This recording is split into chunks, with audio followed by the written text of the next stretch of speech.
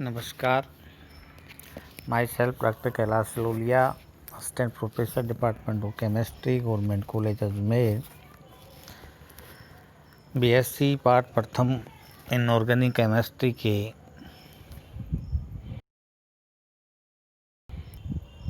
Week interaction पर अपन discussion करेंगे। इसका अभिप्राय ये होता है, यदि किसी अणु में कोवालेंट और आयनिक बॉन्ड की कल्पना की जाए और उन बॉन्ड की एनर्जी कैलकुलेट की जाए और कैलकुलेट बॉन्ड एनर्जी में अंतर यदि आता है तो वहाँ एक प्रश्न चिन्ह पैदा होता है कि एक्स्ट्रा एनर्जी किसकी वजह से दी जा रही है। इस एक्स्ट्रा एनर्जी को एक्सप्लेन करने के लिए ये माना जाता है कि इस अणु में कोवालेंट या आयनिक बंध के साथ अन्य कोई फोर्सेज भी कार्य कर रहा है। इस अन्य फोर्सेज पे जो एनर्जी कैलकुलेट कर रहे हैं उन्हें वीक इंटरेक्शन फोर्सेज कहते हैं। तो वीक इंटरेक्शन फोर्स की हम बात करते हैं तो सबसे पहले वीक इंटरेक्शन में हम बेसिक रूप से हाइड्रोजन बॉन्डिंग की बात करते हैं। जब हाइड्रोजन बॉन्डिंग की बात करते हैं तो हम ये कहते हैं कि हाइड्रोजन बॉन्ड क्या है। हाइड्रोजन बॉन्ड की जब बात करते हैं तो हम बेसिक रूप से एक बात कहते हैं कि यदि हाइड्रोजन अधिक विद्युत ऋणी परमाणु से जुड़ा है और अधिक विद्युत ऋणी परमाणु की बात करें तो जिसका अंतर इलेक्ट्रोनेगेटिविटी का अंतर, जैसे हाइड्रोजन की इलेक्ट्रोनेगेटिविटी 2 है,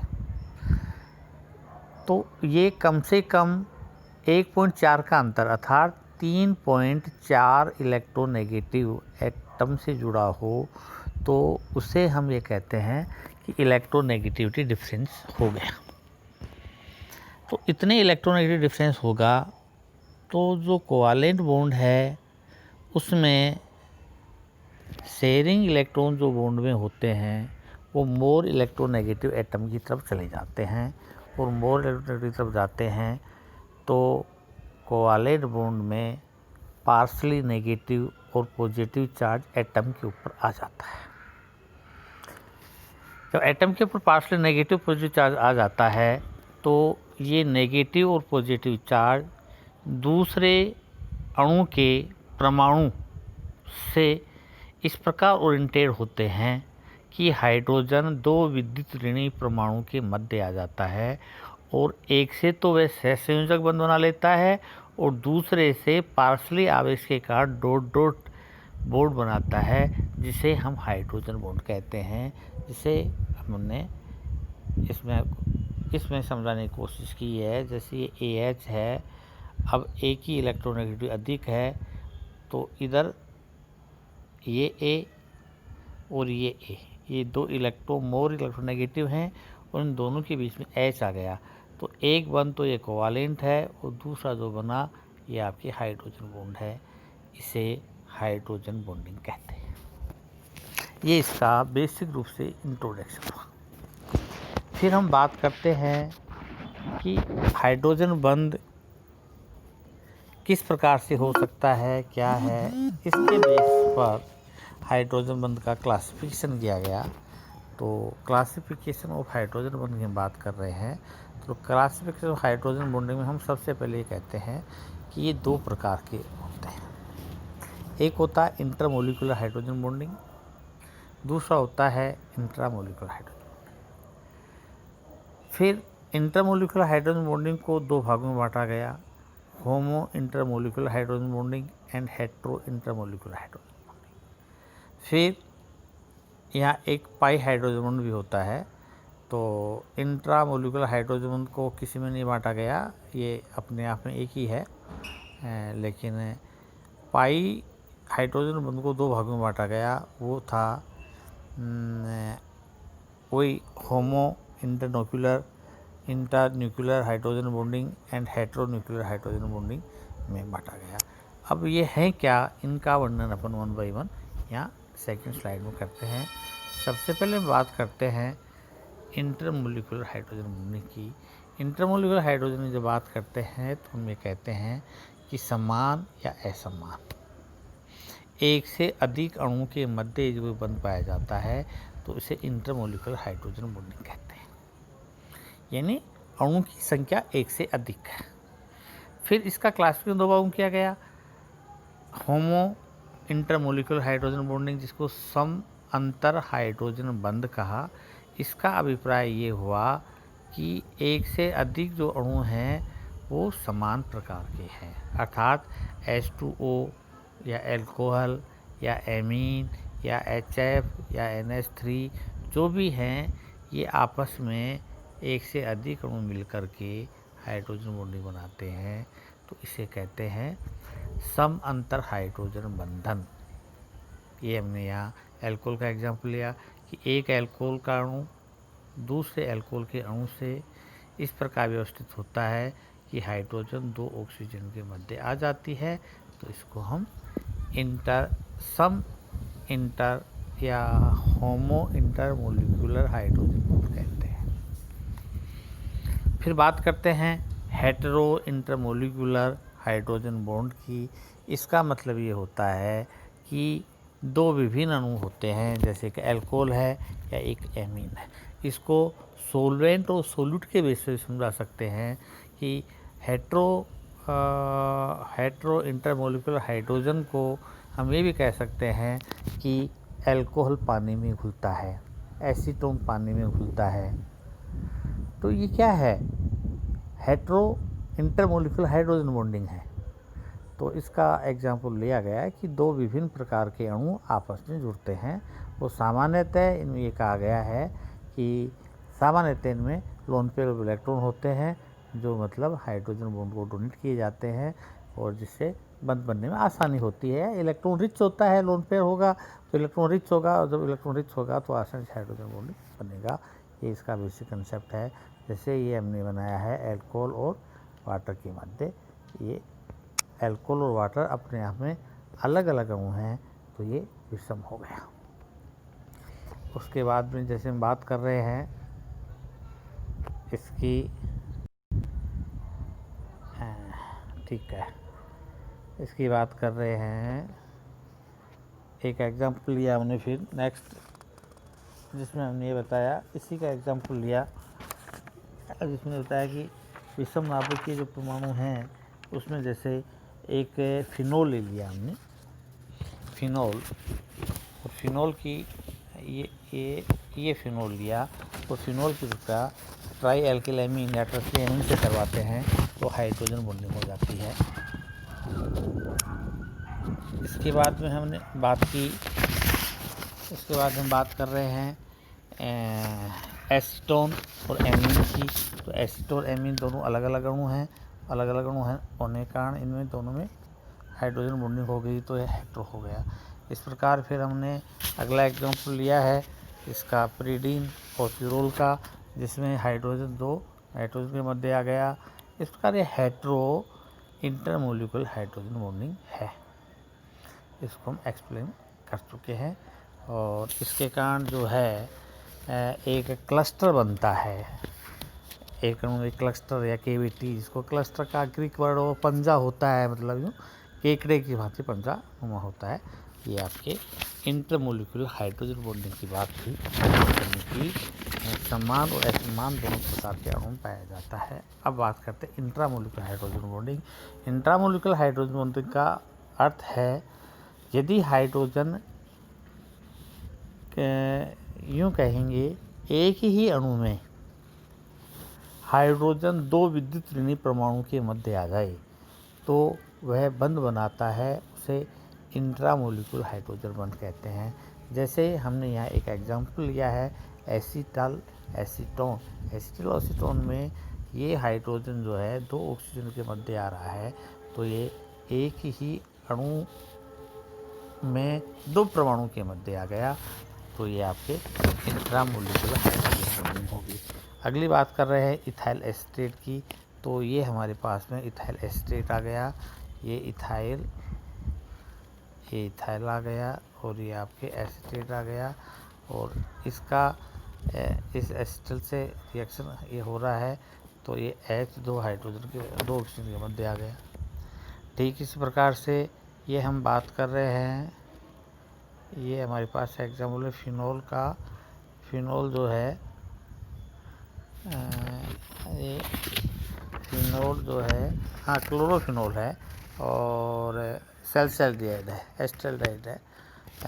ये क्लोरोफिनोल है जिसमें हाइड्रोजन क्लोरीन ऑक्सीजन के मध्य आ गया, और इधर ये एल्डिहाइड ग्रुप है, तो जिसको हम सेल्साल्डिहाइड कहते हैं। सेल्साल्डिहाइड में ऑक्सीजन हाइड्रोजन दो ऑक्सीजन के मध्य में आ गया। तो इस प्रकार से ये जो बंध बन रहा है वो इंट्रामोलिकुलर हाइड्रोजन बॉन्डिंग है। इसमें एक चिलीशन फॉर्म होती है, जैसे जिसका अर्थ पंजा होता है वो आपने बता दिया। जैसे है एमीन एल्कोहल है, तो ये एमीन हो गई, ये एमीन हो गई, और यहाँ ये OH ग्रुप वाला है। तो ये हाइड्रोजन, ये ऑक्सीजन और इस नाइट्रोजन के मध्य आ गया। तो हाइड्रोजन नाइट्रोजन उसमें मध्य आ गया, यही बोल रहा हूँ। तो ये आपके ये हो गया बना। इसी प्रकार से ऑर्थो नाइट्रोबेंजल्डिहाइड है, यहाँ एक ही अणु में हाइड्रोजन दो परमाणु के मध्य आ रहा है, तो इंट्रा मोलिकुलर हाइड्रोजन बॉन्डिंग है। इसको हमने एक्सप्लेन किया, इसका प्राय ये यहाँ क्लियर हो रहा है।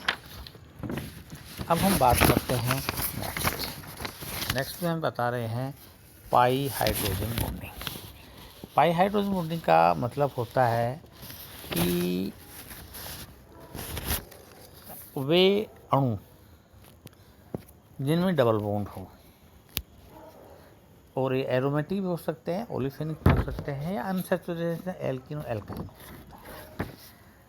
और इसी के साथ में हाइड्रोजन किसी मोर इलेक्ट्रोनेगेटिव से जुड़ा हुआ हो, तो जो बंध बनता है उसे कहते हैं पाई हाइड्रोजन। जैसे हम यहाँ बात कर रहे हैं, ये हमने बात करी, इसका हमने ये बताया कि इंटरमोलिकुलर हाइड्रोजन दो प्रकार की होता है। यदि समान अणु में होता है तो उसको होमो कहते हैं, और विभिन्न अणु में होता है तो उसको हेट्रो कहते हैं।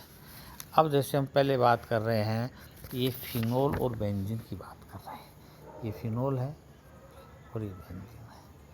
तो फिनोल का H बेंजीन के पाई बंध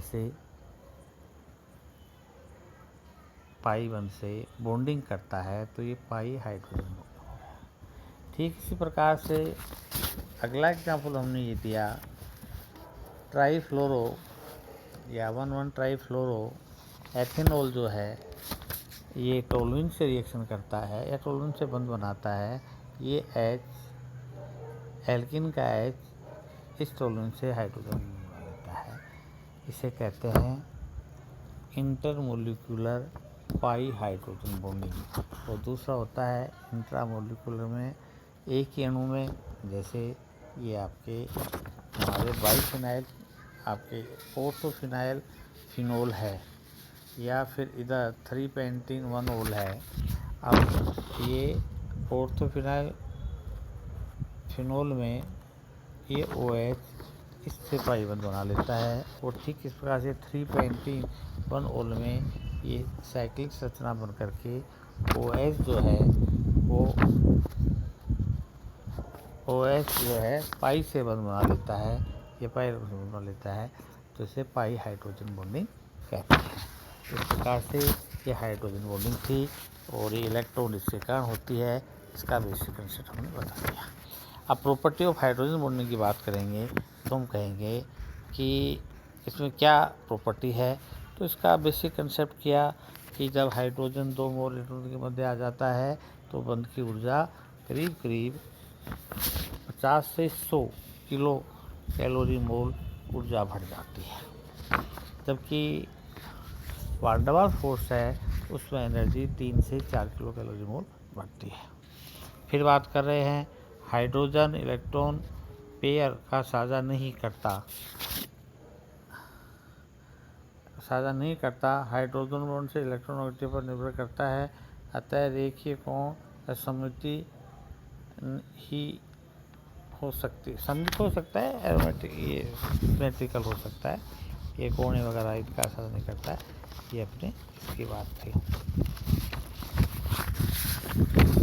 अब इसके बाद में हम बात करेंगे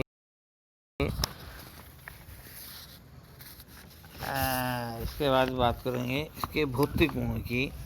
जब भौतिक गुणों की बात करेंगे, फिजिकल प्रॉपर्टी की बात करेंगे, फिर इफेक्टिव फैक्टर हैं।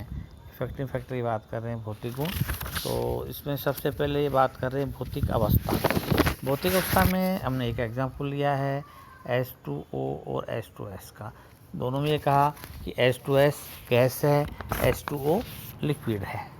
तो ये क्यों है? क्योंकि H2O में हाइड्रोजन बॉन्डिंग पाई जाती है, जबकि H2S में हाइड्रोजन बॉन्डिंग नहीं पाई जाती। जब हाइड्रोजन बॉन्डिंग नहीं पाई जाती है तो वो गैस है, और H2O में हाइड्रोजन बॉन्डिंग पाई जाती है तो लिक्विड में चला जाता है।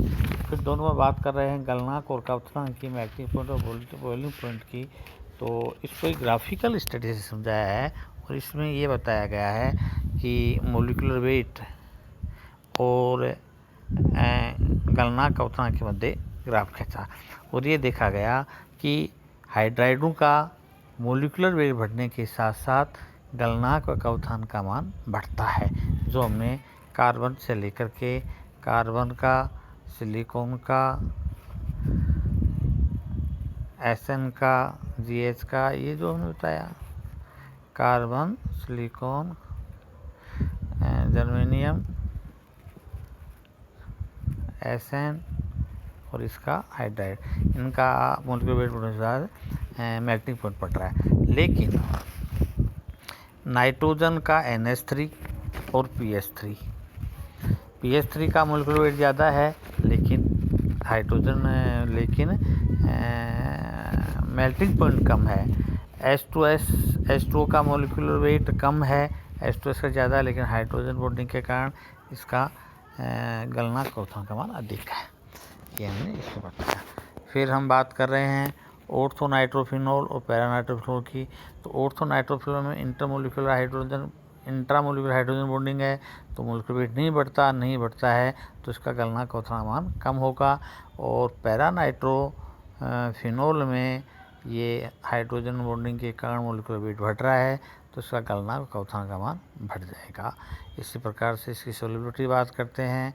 जिनमें हाइड्रोजन बॉन्डिंग पाया जाता है वे वाटर सोल्यूबल होते हैं, और जिनमें हाइड्रोजन बॉन्डिंग नहीं पाया जाता है वो वाटर में इनसोल्यूबल होता है। ये हमारी बात हो जाती है यहाँ। फिर बात करते हैं हम यहाँ इसके ये ग्राफ, इसकी ठीक है, विस्कोसिटी की बात करते हैं श्यानता की। और श्यानता की बात में हमने ये कहा कि यदि किसी अणु में हाइड्रोजन बंध है तो मोलिकुलर वेट बढ़ता है, डेंसिटी बढ़ती है, तो श्यानता का मान भी बढ़ जाता है। और हमने मान भी दिए इसके, जैसे H2O है 10 मिलीपोइज मान लेते हैं, एथेनॉल है 6 मिलीपोइज है, और ईथर है इसकी 2.3 मिलीपोइज श्यानता है। तो ईथर में हाइड्रोजन नहीं पाया जाता, तो श्यानता का मान कम हो जाता है। फिर बात करते हैं मोलिकुलर वेट की। तो मोलिकुलर वेट की जब बात करते हैं तो इसमें हम ये कहते हैं कि कुछ एसिड्स डाइमर बना लेते हैं, जैसे बेंजोइक एसिड है, एसिटिक एसिड है। तो डाइमर बनाने से उनका आभासी मोलिकुलर वेट जस्ट डबल हो जाता है। जैसे एसिटिक एसिड का मोलिकुलर वेट 60 है, लेकिन डाइमर अवस्था में या इसका सॉल्यूशन बनाते हैं तो इसका हम 120 लेते हैं। बेंजोइक एसिड का 120 है तो 240 लेते हैं। ये अपने आप के मोलिकुलर वेट की बात होगी। फिर बात करते हैं प्रावैद्युत स्थिरांक व डाइपोल मोमेंट की। ये भी यहाँ एक टेबल बना के हमने समझाया है कि हाइड्रोजन बॉन्डिंग बढ़ती है तो दोनों वैल्यू बढ़ती हैं, और इसको टू म्यू का इसका समझाया है। म्यू का मतलब डाइपोल मोमेंट दुगना बढ़ता है तो प्रावैद्युत स्थिरांक 2 का स्क्वायर के रूप में बढ़ता है। ये प्रावैद्युत स्थिरांक की बात की हमने। अब फिर एक एप्लीकेशन भी दी है कि बर्फ़ जो है उसकी चतुष्फलक संरचना होती है, केज लाइक स्ट्रक्चर होती है, और तो केज लाइक स्ट्रक्चर होती है तो उसका डेंसिटी पानी से कम हो जाता है, वाटर से कम हो जाती है। लेकिन और फिर जैसे टेम्परेचर दे करके उसको गर्म करते हैं तो हाइड्रोजन टूटती है तो मेल्ट हो जाती है पानी में। तो हमने ये कहा कि बर्फ़ की जो स्ट्रक्चर है वो हाइड्रोजन बॉन्ड के कारण अधिक स्थान घेरती है उसमें तो वो हल्की होती है और वो सामान्य रूप से उसका डेंसिटी वाटर से कम होता है, इसलिए पानी पे तैरती है, यूँ कह सकते हैं। असामान्य घनत्व की बात कर रहे हैं। असामान्य घनत्व की हम बात करते हैं तो यहाँ अपनी बात आती है, सबसे पहले अल्कोहल की आती है। हेलो, हाँ ये हो गया ना। असामान्य घनत्व की बात करते हैं तो असामान्य स्थायित्व कहेंगे, इसको घनत्व नहीं कहेंगे, स्थायित्व कहेंगे। जैसे एक कार्बन पर 2 समूह होते हैं तो अस्थायी होता है, वाटर मोलिक्यूल निकल जाता है और एल्डिहाइड होता है। लेकिन यदि हाइड्रोजन बॉन्डिंग हो जाए तो स्थायी हो जाता है। जैसे क्लोरल हाइड्रेट है, इसमें 3 Cl हैं, वे एक कार्बन पर 2 H हैं, लेकिन दोनों OH के एक Cl और O के मध्य आ जाता है। जैसे ये H है, ये Cl OH के मध्य हाइड्रोजन होगी, ऊपर वाले होगा OH का H और इस Cl के मध्य आ गया तो ये हाइड्रोजन बॉन्ड हो गई। इसके कारण ये स्थायी हो जाता है, स्टेबिलिटी बढ़ जाती है इनकी। ये भी एक अपने एप्लीकेशन है। फिर श्रृंखलन है या त्रिविम संरचना है, इसको भी कहा कि HCN है, HF है, या ये फोर्मिक एसिड है, या आर्थो बोरिक एसिड है। ये हाइड्रोजन बॉन्डिंग के कारण एक त्रिविम जालक संरचना बनाते हैं, इसकी बात करें। फिर हम कह रहे हैं कार्बोक्सिल आयन का एसिड वियोजन की बात कर रहे हैं तो ये कह रहे हैं कि यदि H आयन के लॉस के बाद में रिमूव द H आयन जो एनाइन बनता है वो किसी कारण से यदि स्टेबल हो जाता है तो वह अणु आसानी से H का लॉस करेगा, रिमूव करेगा और उसका डिसोसिएशन होगा, अर्थात वो एसिडिक अधिक होगा, ये होता है। जैसे यहाँ एक लिया बेंजोइक एसिड, एक लिया हमने ये ऑर्थो, हाँ ऑर्थो सल्फेट लिया, ये हाँ ठीक है, हाइड्रोजन बॉन्डिंग लिया, ऑर्थो सल्फ्यूरिक एसिड लिया, हाँ। तो इसमें हाइड्रोजन जो है 2 विद्युत ऋणात्मक परमाणु के मध्य आ रहा है, इसलिए स्थायी है। हेलो एसिड की अम्लता की बात करते हैं, कहते हैं कि HF हाइड्रोजन बॉन्ड मिला रहता है, इसलिए वीक है, अम्ल है। ये बातें हुई इसकी। फिर बात करते हैं हाइड्रोजन बॉन्ड की प्रकृति। हाइड्रोजन बॉन्ड की प्रकृति बात करते हैं तो यह बताते हैं कि इसके मध्य इलेक्ट्रोस्टैटिक फोर्स होने के कारण यह आयनिक है। फिर हम कहते हैं पोलराइजेशन हो जाता है, इसके कारण ये कोवैलेंट है, रेजोनेंस स्ट्रक्चर है। या फिर हम कहते हैं इसमें रिपल्शन फोर्सेस पाया जाता है, या वान डेर वाल्स फोर्सेस पाया जाता है, या प्रतिकर्षी बल पाया जाता है। इसके बेसिस की नेचर के वेरियस हमने कहानियाँ जाने ये बताई, इसका ये मीनिंग हमने ये देखा। उसके बाद में आते हैं van der Waals forces. Van der Waals forces की जब बात करते हैं तो हमारे पास में जो बेसिक बात आती है वो स्पष्ट शब्दों में आती है कि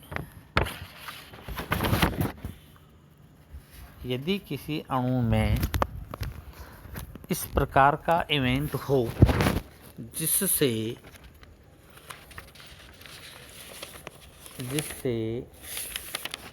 अणु में किसी भी कारण से आवेश डिस्टर्ब हो जाए, न्यूट्रल मॉलिक्यूल है।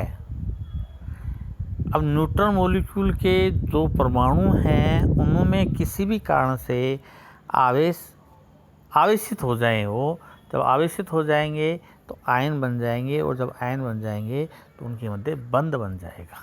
तो इसे हम वान डेर वाल्स फोर्सेस कहते हैं। ये वान डेर वाल्स ने खोजे थे तो उनके रेस्पेक्ट उनका नाम दिया गया। तो इसके लिए 2, 3, 4 कंसेप्ट दिए हैं। और सबसे पहले बात करें तो सबसे पहले ये कहा अपने ये कहा कि आयन डाइपोल इंट्रैक्शन। तो आयन ये कहा कि एक पॉजिटिव है एक नेगेटिव है, इनमें इंट्रैक्शन होता है तो इंड्यूस हो जाते हैं और एक फोर्स से डेवलप हो जाता है। फिर डाइपोल इंट्रैक्शन की बात की, और इसको तो 2 डाइपोल यूँ जैसे पैरेलल यूँ इकट्ठे हो रहे हैं, ये 2 हो गए तो यहाँ बंद बन गया, यहाँ बंद बन गया। अभी इंड्यूस डाइपोल की बात कर रहे हैं तो ये न्यूट्रल था लेकिन ये इंड्यूस कर दिया इसको। ये इंस्टेंशन जो तात्कालिक कहते हैं इसके ये हैं, और ये इनकी एनर्जी का मान जो है वो आर के ऊपर डिपेंड करता है। इसके बेस पर वीक वान डर वाल फोर्सेज दिए गए, जिनके मान इन्हें एक इंस्टेंस के कारण दिए गए। इस प्रकार से एक अणु में यदि उसके बंध की तुलना बॉन्ड एनर्जी से की जाए और उसका अधिक मान आ रहा है तो अन्य प्रकार के कोई फोर्सेज हैं तो उनकी बात अपन ने की। वो हाइड्रोजन बॉन्ड हो सकते हैं, वान डर वाल फोर्सेज हो सकते हैं, अन्य हो सकते हैं। Thank you. Okay, thank you.